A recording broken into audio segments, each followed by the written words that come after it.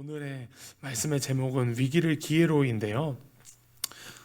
결론부터 말씀드리자면 하나님의 편에 설 때의 위기가 기회가 되는 줄 믿습니다. 하나님의 편에 선다는 것은 우리의 생각과 우리의 말과 우리의 행동을 하나님의 뜻에 맞추어서, 하나님의 목적에 맞추어서 선택을 하는 것입니다. 하나님의 말씀을 기준으로 삼고 모든 선택을 결정한다라는 것입니다. 이스라엘 백성은 출애굽한 뒤에 40년 동안 광야에서 방황하고 있었습니다. 그리고 오늘 이스라엘은 가나안 땅으로 전진하며 그 땅을 정복해 나가기 시작합니다. 오늘 본문에서는 왕의 대로를 통과하지 못하게 막아서는 아모리 왕 시온과 싸워서 승리하고 그 땅을 차지하는 모습을 우리가 보게 되는데요. 또 이어서 바산 왕 옥과의 전쟁에서도 승리하여 땅을 차지하는 모습을 볼 수 있습니다. 이스라엘은 하나님께서 약속하신 가나안 땅을 하나님과 함께 정복하기 시작하였습니다. 이것이 굉장히 중요합니다. 이스라엘이 잘나서 정복한 것이 아니라 하나님과 함께 할 때 이스라엘 백성들이 그 가나안 땅을 하나하나씩 점령할 수 있었다라는 것입니다. 이스라엘이 아모리 왕 시온과 바산 왕 옥과의 전쟁에서 승리를 거두고 또 가나안 땅을 정복하게 된 원인이 어디에 있을까요? 바로 오늘 본문 34절 말씀에서 잘 나타나고 있는데요. 여호와께서 모세에게 이르시되 그를 두려워하지 말라. 내가 그와 그의 백성과 그의 땅을 내 손에 넘겼나니 너는 헤스본에 거주하던 아모린 왕 시온에게 행한 것 같이 그에게도 행할지니라. 이스라엘이 승리하고 땅을 정복할 수 있었던 이유는 하나님의 편에 서서 하나님과 함께 싸웠기 때문이었습니다. 이스라엘이 군사적으로 대단하여서가 아니었습니다. 하나님께서 함께 하실 때에 전쟁에서 승리할 수 있음을 우리에게 알려주고 있는 본문 구절입니다. 그렇다면 오늘 우리는 어떻게 하나님의 편에 서야 할까요? 이것에 대해서 좀 나눠보고자 합니다. 첫 번째는 하나님의 이 신실하신 약속을 신뢰해야 합니다. 이스라엘 백성이 시온과 옥을 물리칠 수 있었던 것은 그 땅을 주시겠다는 하나님의 약속을 믿고 하나님의 편에 섰기 때문에 승리할 수 있었던 것입니다. 하나님은 아브라함 또 이삭 야곱에게 가나안 땅을 기업으로 주겠다고 약속하셨습니다. 이스라엘 백성들은 이 조상들에게 주신 하나님의 약속의 말씀을 붙잡았습니다. 그리고 오늘 본문에서 승리할 수 있었습니다. 오늘 우리도 이 하나님의 약속의 말씀을 신뢰해야 될 줄 믿습니다.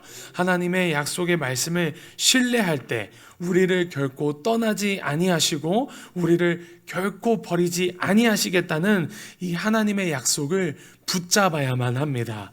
창세기 28장 15절에 하나님이 약속하셨죠.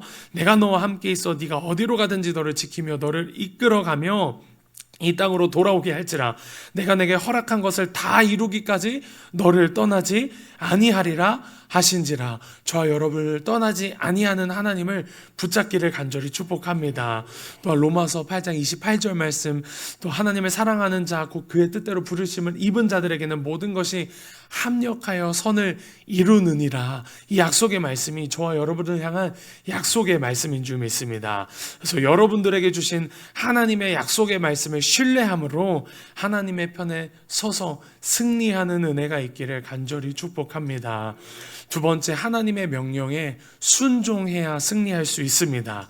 이스라엘 백성이 승리할 수 있었던 또 하나의 이유는요, 그들이 하나님의 명령에 순종했기 때문입니다. 하나님께서는 그들에게 가나안 땅을 차지하라고 말씀하셨고 그들은 믿음으로 전쟁터에 나가서 전쟁을 치루었습니다. 전쟁은 두렵고 또 고통스럽고 하고 싶지 않은 일입니다. 하지만 하나님의 명령에 순종하며 나아갈 때 하나님께서는 승리를 주시고 하나님께서는 하나님의 약속에 순종하는 자를 통해서 하나님의 나라를 이루어 가십니다. 하나님의 역사를 이루어 가십니다. 우리도 때로는 우리의 삶 가운데 전쟁과 같은 삶이 펼쳐지기도 하는데 어렵고 또 두렵고 고통스럽고 하고 싶지 않을 때도 있지만 하나님의 명령에 순종하여 우리는 믿음의 싸움을 해야 합니다. 에베소서 6장 12절 말씀, 우리는 우리의 시험은 혈과 육을 상대하는 것이 아니요 통치자들과 권세들과 이 어둠의 세상 주관자들과 하늘에 있는 악의 영들을 상대함이라. 그러므로 여러분들이 하나님의 전신갑주를 입고 하나님의 명령에 온전히 순종함으로 하나님께서 우리에게 주신 믿음의 이 가나안 땅을 능히 정복하는 은혜가 있기를 간절히 축복합니다. 저희 가정은 늘 수요일에 가정 예배를 드리는데요. 이번 주에는 열왕기상 14장 말씀을 함께 나누었습니다. 솔로몬의 아들 이 르호보암이 유다 왕이 된 것과 또 유다의 죄악과 그리고 애굽 왕 시삭의 침입에 대해 기록하고 있는 이 본문에 대해서 나눴는데요. 애굽 왕 시삭이 남유다를 침공한 일은 르호보암 시대의 대표적인 사건으로 남아있는 사건입니다. 이스라엘이라는 나라가 북이스라엘과 이제 남유다로 분열되어 약해져 있을 때에 애굽 왕 시삭이 유다를 침공하게 됩니다. 르호보암은 전쟁에서 패배하고 성전의 보물과 왕궁의 보물과 솔로몬이 만든 금방패를 모두 빼앗기는 모습을 볼 수 있습니다. 이 르호보암은 금방패 대신에 놋방패를 만들게 되는데요. 이는 하나님이 이스라엘 백성을 위해 솔로몬에게 주셨던 지혜와 부와 영광을 모두 거두어 가셨음을 의미합니다. 솔로몬이 죽고 난 뒤 겨우 한 세대 만에 모든 것을 잃어버렸던 이스라엘 백성의 모습을 볼 수 있습니다. 그래서 교만해져서 하나님과 멀어지게 되면 겸손했을 때, 우리가 하나님 앞에 겸손했을 때 하나님이 베푸신 은혜를 거두어가는 모습을 우리는 이 본문 말씀을 통해서 알 수 있는데요. 르호보암은 하나님이 없이도 살아갈 수 있다는 이 인본주의적인 교만함 때문에 넘어지고 실패했습니다. 아무리 부요하고 강성할지라도 하나님을 멀리하면 결국 실패할 수밖에 없습니다.